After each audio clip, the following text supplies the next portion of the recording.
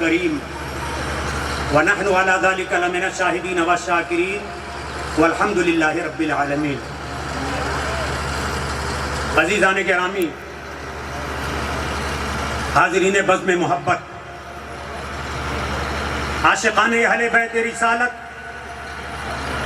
وفاداران خاندان نبوت، میخانہ برکاتیہ کے میخاروں، بعد توحید کے متوالوں، شمع رسالت کے پروانوں، دور و دراز سے آئے ہوئے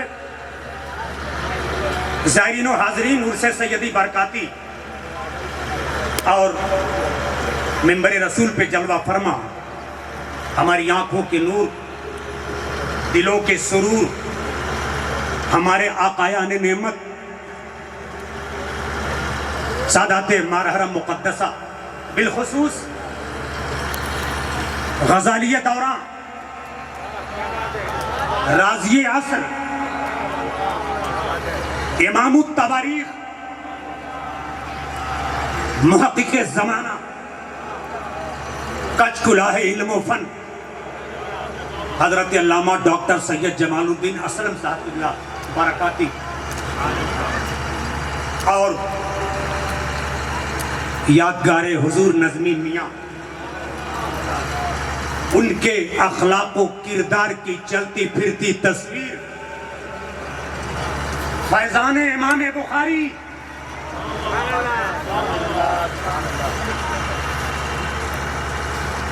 آج کس بزم کے دولہا، جامعہ آل رسول کے بانی اور روح رواں، فیضان برکات کے نقیب اور پاسبان، یعنی حضرت علامہ مولانا سید شاہ سبطین حیدر میاں صاحب قبلہ قادری برکاتی زیدی، نوشہ بزم برکاتیت، جن کی آپ اس وقت زیارت کر رہے ہیں، اور ان کے ساتھ ساتھ آپ کی قیادت اور نقابت میں موجود اور جلوہ فرما، یہاں پہ برکاتیت کا پورا نورانی کارواں جلوہ فروز ہے۔ آئیے ہم سب مل کر کے اپنے آقا اور مولا گنبد خضرا کے مقیم، سید کائنات، دونوں عالم کے مالک و مختار، لمبے لمبے ہاتھوں سے بھیک دینے والے آقا داتا، انیس بے کساں چارہ ساز دردمندہ، سیاہ لامہ کا رحمت عالم و عالمیہ، وجہ وجود کائنات، فخر موجودات، راز کن فقہ، سید ولد آدم، حضور رحمت عالم، نور مجسم، فخر بنی آدم، جناب احمد مصطفیٰ محمد مصطفیٰ صلی اللہ علیہ وسلم کی بارگاہ بے کس پناہ میں جھم جھم کر درود و سلام کی ڈالیاں نچھاور کر اور پڑھیں۔ اللہم صلی علی سیدنا مولانا محمد وعلی آلِ سیدنا مولانا محمد وبارک وسلم، صلاۃ و سلام علیک یا رسول اللہ، صلاۃ و سلام علیک یا حبیب اللہ۔ بے دم یہی تو پانچ ہیں مقصود کائنات، بے دم یہی تو پانچ ہیں مقصود کائنات، خیر النساء حسین و حسن مصطفیٰ علی،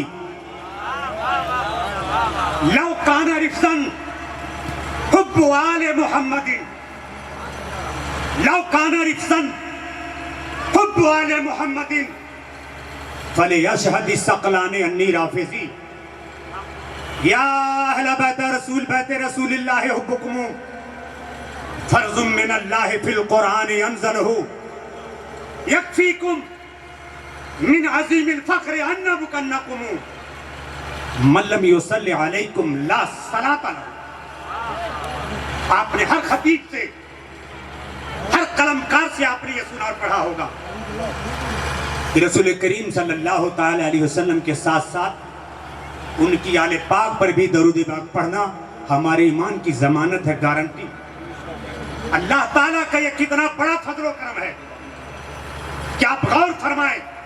تھوڑا میں آپ کو پیچھے لے کر کے چلتا ہوں کربلا کی سرزمین تک، اور وقت پر اپنی گفتگو میں ختم کرتا ہوں کہ اگر کربلا کی تاریخ کا ججمنٹ کچھ اور ہوتا جو آج ہے، اور امام زین العابدین، امام سجاد کربلا کی سرزمین سے امام اعلی مقام کی امانتوں کو لے کر کے آگے نہ بڑھے ہوتے اور تاریخ کا سلسلہ آگے نہ بڑھایا ہوتا تو کیا یہ ہمیں توفیق ملتی کہ ہم آل رسول کی بارگاہ میں، آل رسول کی موجودگی میں درود پاک پڑھ کر کے اپنی غلامی کا ثبوت ان کی بارگاہ میں پیش کرتے؟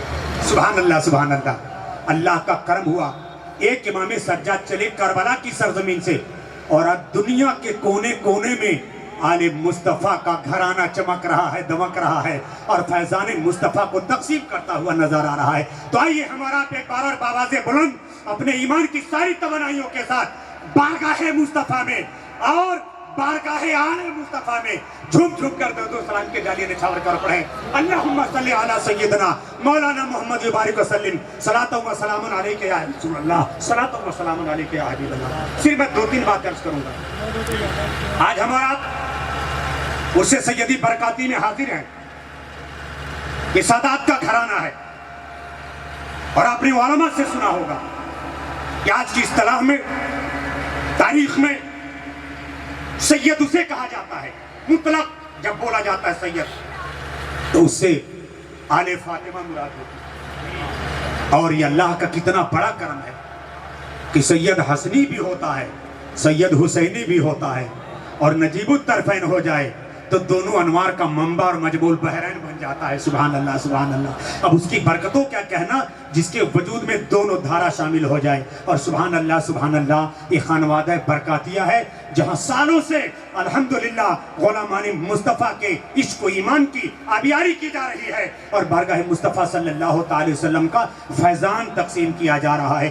دنیا کے دوسرے خانوادوں کو اور دوسری خانقاہوں کو ضرورت پڑتی ہے کہ کرائے پر ہم جیسے مولیوں کو بلایا جائے اور ان کی فرضی کرامتوں کو بیان کروایا جائے اور روایتیں گڑھ گڑھ کر کے ان کی عظمتوں کا کلابہ آسمان سے ملایا جائے، مگر یہ خانقاہ برکاتیہ ایسی خانقاہ ہے اور یہ گھرانہ ایسا گھرانہ ہے جسے کسی وکیل اور دلال کی ضرورت نہیں پڑتی ہے، بلکہ بڑے بڑے ارباب علم و فن جب آ کر کے ان کے قدموں میں سر رکھ دیتے ہیں تو رب تعالیٰ ان کو زمین کی بستی سے اٹھا کر کے آسمان کی بلندیوں پر پہنچا دیتا ہے اور وہ پھر سے کہہ رہا کہ وقت میں تکبیر ہمارے رسالت عرس سیدی برکاتی فیضان حضور صاحب البرکات۔ کیوں؟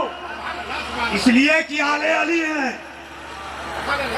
علی کو مصطفیٰ نے فرما دیا نا مدینۃ العلم والی جنبابها۔ آج دنیا کے اندر لاکھوں کروڑوں محققین ہیں، مفسرین ہیں، محدثین ہیں، ارباب فقہ و ابتداء ہیں اور ہر ایک کو اپنے اپنے علم و فن کے اوپر ناز ہے اور مفتیوں کے جتنے بھی فالورز ہیں، محققین کے جتنے فالورز ہیں، ہر ایک اپنے اپنے امام اور اپنے اپنے پیشوا کا نعرہ لے کر کے آگے بڑھ رہا ہے اور بلند فرما رہا ہے۔ لیکن میں آپ سے کہنا چاہتا ہوں دنیا کے اندر آج علم و تحقیق کے جتنے سوتے ہیں، آج دنیا کے اندر تاریخ اور ادب کے جتنے بھی مراکز ہیں، اگر ہر مرکز کے پیچھے جاؤ گے تو ہر مرکز کا ساری رشتہ عشق و محبت اور اس کا شجرہ اگر جا کر کے تمام ہوتا ہے تو مولا علی کی بارگاہ کرم کے اندر تمام ہوتا ہے۔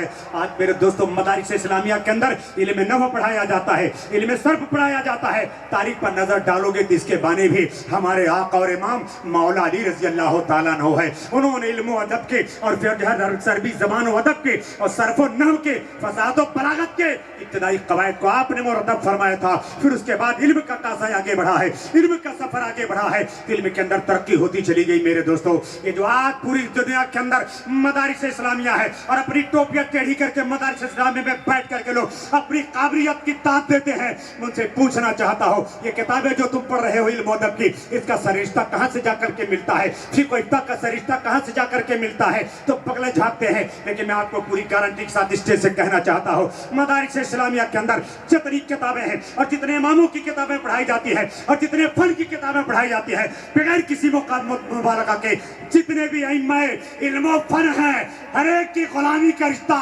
اگر ملتا ہے تو بارگاہ آل رسول سے ملتا ہے۔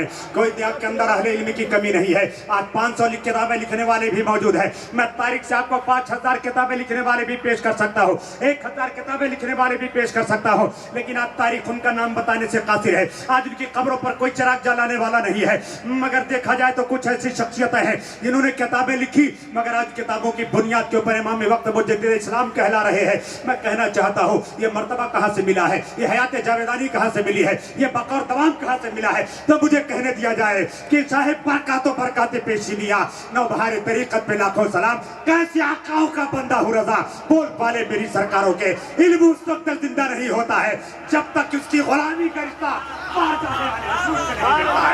قلم بڑھ جاتا ہے اگر اس کے اندر رشتہ غلامی نہ شامل ہو جائے, علم دفن ہو جاتا ہے اگر باہگاہ آل رسول کی غلامی شامل نہ ہو جائے. آج دنیا میں وہی امام زندہ ہے, بلکہ میں کہتا ہوں امام وہی بنتا ہے جسے غلامی کا سلیقہ آ جاتا ہے. امام وہی بنتا ہے جس میں غلامی کا سلیقہ آ جاتا ہے, اور جس میں غلامی کا سلیقہ نہیں آتا ہے تو پھر منصب امامت پر بھی فائز نہیں ہوتا ہے. میرے دوستو, آج دنیا کی رفتار عجیب و غریب چل رہی ہے. بہت سا درد دل میں پیش کرنا چاہتا ہوں, شاید کچھ درد دل کو سننے کی طاقت بھی آپ میں نہ ہو اور مجھ میں بیان کرنے کا آیارہ بھی نہ ہو. زبان جہاں تک ساتھ دے گی میں وہاں تک بس میں اپنی گفتگو کو آگے بڑھاؤں گا اور ختم کروں گا. آج کل سے آپ سن رہے ہیں, اور آج یہ تو ڈیجیٹل میڈیا کا زمانہ ہے, اکثر سنتے رہتے. ہمارے مقررین, ہمارے شعراء نے اپنا درد دل بیان کیا. اشارہ کروں گا, تفصیل کا موقع نہیں. کہ آج ایک ہوا چل چکی ہے, کسی بھی مجلس میں, کسی بھی کانفرنس میں, کسی بھی جلسے میں, اجتماع میں, اگر 2 1 2 3 اگر چوتھی مرتبہ آپ نے علی کہا تو لوگ بغلیں جھانکنے لگتے ہیں. کون آ گیا, کیا بول رہا ہے؟ ارے بھائی, ہم کوئی زو سے نہیں آئے, نہ ہم فرانس اور جرمنی کی زبان بول رہے ہیں, ہم تو عربی کی زبان بول رہے ہیں. آسانی سے آپ سمجھ سکتے ہیں, علی تو وہ نام ہے جو 1400 سالوں سے سکہ راج الوقت ہے. علی یہ نام ہے جو 1400 سالوں سے سکہ راج الوقت ہے. سب کی بگڑی یہاں بنتی ہے. ہم نے داماد مصطفیٰ کا نام لیا ہے, بھول گئے فاتح خیبر کو, حیدر کرار کو, جس کا پورا گھرانہ ہی شیروں کا گھرانہ ہے. علی کا گھر بھی کیا گھر ہے کہ جس گھر کا ہر ایک بچہ جسے دیکھو وہی شیر خدا معلوم ہوتا ہے. ہم نے مولا علی کا نام لیا ہے, لیکن اس کے باوجود دائیں بائیں دیکھتے ہیں, کون آ گیا, کیا بول رہا, 1 بار 2 بار 3 بار, یہ چوتھی بار. میرے دوستو, یہ آج کی روایت نہیں ہے, یہ سلسلہ 1400 سالوں سے چل رہا ہے. علی کے نام لینے کا بھی, علی کا جب نام آ جائے تو دائیں بائیں دیکھنے کا بھی, یہ سلسلہ چل رہا ہے. میں نے جو آیت کریمہ پڑھی ہے, صرف اشارہ کروں گا, 3-4 شان نزول اس کے ہیں. وہ علامہ شفیق حنفی ایسا خطیب یہاں پہ بیٹھا ہوا ہے, یہ میزبان اس وقت ہے, مہمان نہیں, اس لیے مجھے موقع مل گیا ہے. حضرت عباس رضی اللہ تعالیٰ عنہ آقا کی بارگاہ ناظر توجہ سے سماعت کریں گے. تو بہت بڑی علمی کوئی بات نہیں عرض کر رہا ہوں, کتابوں میں ہے, تفسیروں میں ہے. عرض کرتے یا رسول اللہ, ہم جب انصار و مہاجرین کی جماعتوں میں مجمع میں ہوتے ہیں, انصار و مہاجرین جب اپنے مجمع میں ہوتے ہیں تو گفتگو کرتے ہیں, ہنستے بولتے ہیں, مزاح کرتے ہیں, ایک دوسرے سے کھل کر کے باتیں کرتے ہیں. لیکن آقا, ابھی کا واقعہ ہے, چند منٹوں پہلے میں ایسے ہی ایک مجمع کے اندر آیا. جب میں مجمع کے اندر آیا تو لوگوں نے مجھے دیکھ کر کے اپنی گفتگو بند کر دی یا موضوع بدل گیا, چہرے کے رنگ بدل گئے, انداز بیاں بدل گیا. ایسا لگتا ہے جیسے ہم کوئی اجنبی ہیں. اب آج بھی یہی مسئلہ ہوتا ہے کہ علی کا نام لے لیا جائے تو لگتا ہے ہم اجنبی بن گئے مجلس میں. 3 سے 4 مرتبہ لیا تو, اور اس کے بعد تو توپیں لگی ہوئی ہیں, چاروں طرف سے بمباری شروع ہو جاتی ہے. بالکل میں مبارکت نہیں کہہ رہا ہوں, حقیقت ہے, ہم پہ گزر رہی, ہم پہ بیت رہی, سب پہ بیت رہی, وہ میں عرض کر رہا ہوں آپ سے. فتح کی توپیں کھل جاتی ہے, دہانے شروع ہو جاتے ہیں بمباری کے لیے. یہ تو آج کا مسئلہ نہیں ہے, اس کے گواہ تو حضرت عباس مردار ہیں. یا رسول اللہ, جب ہم ان کی مجلسوں میں جاتے ہو, سب کلمہ کو ہوتے, سب اہل ایمان سے, سب ہماری طرف سے پاتے. یہ بشر کی کمزوریاں ہیں, فطرت ہے, اس پر کسی کا کوئی بس نہیں چلتا.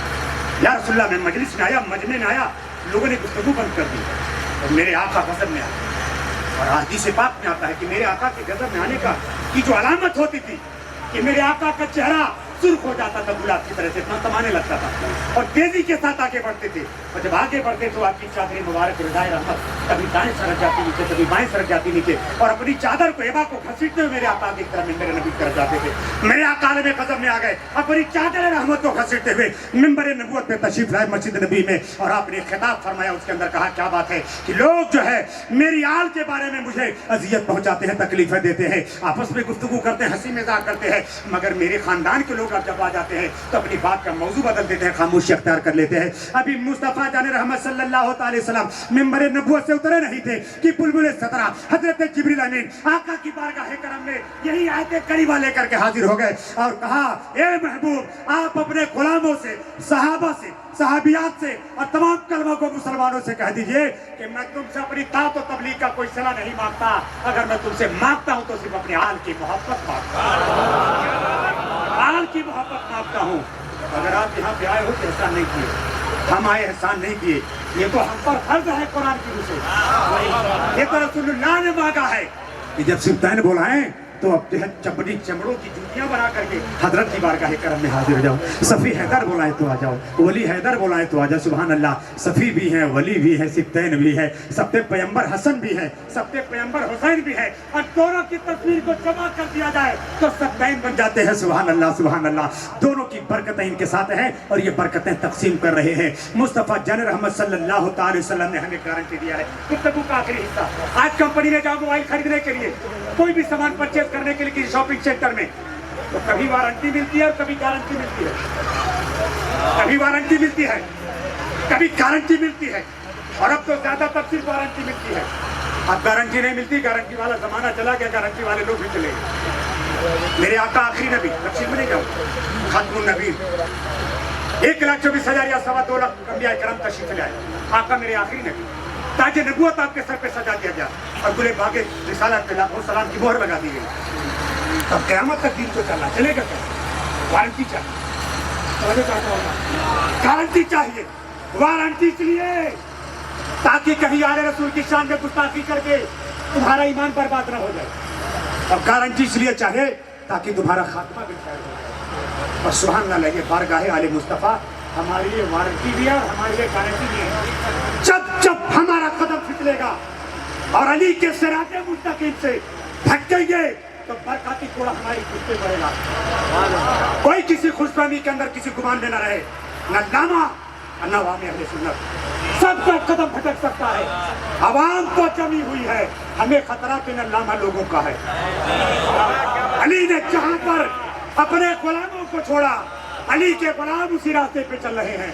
خطرہ ہمیں ان علامہ لوگوں سے ہے جو خود بھی جاتے ہیں کام سے اور عوام کو اتنے ساتھ.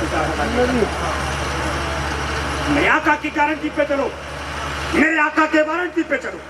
صحابہ نے عرض کیا, یا رسول اللہ, آپ آخری نبی, آپ کے بعد کوئی نبی نہیں آئے گا تو دین کا کام کیسے چلے گا؟ بالکل شارٹ کٹ. میرے آقا نے فرمایا, میں تمہارے مہمان, سب درجنوں حدیثیں, درجنوں روایتوں سے, درجنوں سبوں سے مری ہے.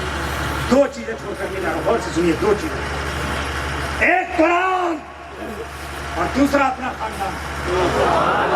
کیا چھوڑا؟ قرآن, دوسرا خاندان. نبی کے زمانے میں کعبہ بھی تو تھا, صفا مروہ بھی تو تھا, میزاب رحمت بھی تھا, مسجد نبی بھی تھی, مسجد نبی کا ممبر بھی تھا, 1.25 لاکھ صحابہ تھے, خلفائے راشدین تھے, اہل بدر و احد تھے, فاتحین طائف و مکہ تھے. گارنٹی ایسے چیز سے دی جاتی ہے جس سے آپ نے شورٹی حاصل ہو, پھر کوئی خطرہ نہ رہے ڈینجر کا, سیاہ کا, بربادی کا. اس لیے میرے آقا نے ایسی گارنٹی دی, ایسی گارنٹی تھی جس کے تباہ و برباد ہونے کا, ختم ہونے کا قیامت تک کوئی اندیشہ نہیں تھا. میرے آقا نے حضرت ابوبکر کو گارنٹی نہیں بنائی, حضرت فاروق اعظم کو گارنٹی نہیں بنائی, عثمان غنی کو گارنٹی نہیں بنائی, مصطفیٰ جان رحمت نے سلمان فارسی کو گارنٹی نہیں بنائی, بلال حبشی کو گارنٹی نہیں بنائی, حضرت صہیب رومی کو گارنٹی نہیں بنائی, عبد الرحمن بن عوف کو گارنٹی نہیں بنائی, سلمان فارسی کو گارنٹی نہیں بنائی. مصطفیٰ نے فرمایا, میں تمہارے درمیان 2 چیزیں چھوڑ کر کے جا رہا ہوں, ایک قرآن اور دوسری میرے آل پاک. اب قیامت تک نہ قرآن ختم ہوگا نہ محمد کا خاندان, دونوں چلیں گے قیامت تک. آقا نے فرمایا, القرآن مع علی, ولی مع القرآن. علی قرآن کے ساتھ ہے, قرآن علی کے ساتھ ہے. علی کے نام پہ اپنی پیشانیوں پہ سلوٹیں لانے والوں, اگر علی نہیں ہے تو قرآن بھی نہیں ہے. یہ پڑھنے سے کیا ہوتا ہے؟ پڑھنے والوں کو تو بخاری شریف میں مصطفیٰ نے فرمایا, یقرؤون القرآن ولا یتجاوزون تراقیہم. قرآن پڑھیں گے, ان کے ٹیٹوے سے نیچے نہیں اترے گا, کیونکہ ٹیٹوے کو علی نے پکڑ لیا ہے, کیونکہ ان کا ٹیٹوا علی نے پکڑ لیا ہے. اور ٹکوے کے نیچے قرآن نہیں اترے گا. اگر قرآن کے لیے اپنے حلق کا دروازہ کھلوانا ہے تو سپین حیدر کی گلی میں آ جاؤ. قرآن بھی سمجھ میں آئے گا. سبحان اللہ سبحان اللہ. علی قرآن کے ساتھ ہے. قرآن علی کے ساتھ. آپ نے اسی کارن کیے نہیں یتفرقا حتی یرد علی الحوض. علی اور قرآن جدا نہیں ہوں گے. حوض کوثر تک پہنچ جائیں گے چلتے چلتے. حوض کوثر پہ پہنچیں گے. اور جانتے ہو حوض کوثر پر ستاروں کی تعداد سے زیادہ کٹورے ہوں گے. پانی پلائے گا. پلائے گا کون؟ علی اور علی کے گھر والے. بہت مار پڑے گی. مارے جاؤ گے. واپسی کا سارا دروازہ بند ہوگا. قبل اس کے کہ سورج مغرب سے طلوع ہو اور تمہاری توبہ کا دروازہ بند ہو جاؤ. سچے دل سے توبہ کر کے نہیں غلام بن جاؤ. توبہ کر کے نہیں کہ غلام بن جاؤ. تو میرے آقا نے فرمایا قرآن کو چھوڑ رہا ہوں اور اپنی حال کو. یاد رکھو میرے سارے صحابہ کرام کے بارے میں میرے آقا نے جتنی تاریخ بیان کرنا ساری تاریخ ہمارے سر پر. لیکن ساری حدیثوں کو جمع کرو اور اہل بیت رسالت کی فضیلت میں حدیثیں جمع کرو. یہ تو حضرت محدث وقت ہیں. اپنے آپ کو اس میدان طریقت میں چھپا رکھا میرے آقا. علامہ سید سپین حیدر نے اللہ تعالیٰ نے یہ درس بخاری دیتے ہیں کہ امام بخاری کا زمانہ مجھے یاد آ جاتا. ایسے ایسے نکات ایسے ایسے اس کے اندر جو ہے اسرار و حکم کو بیان کرتے ہیں کہ سن کر کے 14 طبق بڑے بڑے اہل علم و فن کے دماغ روشن ہو جاتے ہیں. میرے آقا کریم صلی اللہ تعالی وسلم نے جو گارنٹی دی علی آل رسول اور قرآن, کیونکہ میرے آقا کے فرمان کے مطابق 100 سال کے بعد 113 سال کے بعد کوئی صحابی زندہ نہیں ہوگا. اگر گارنٹی صحابہ کی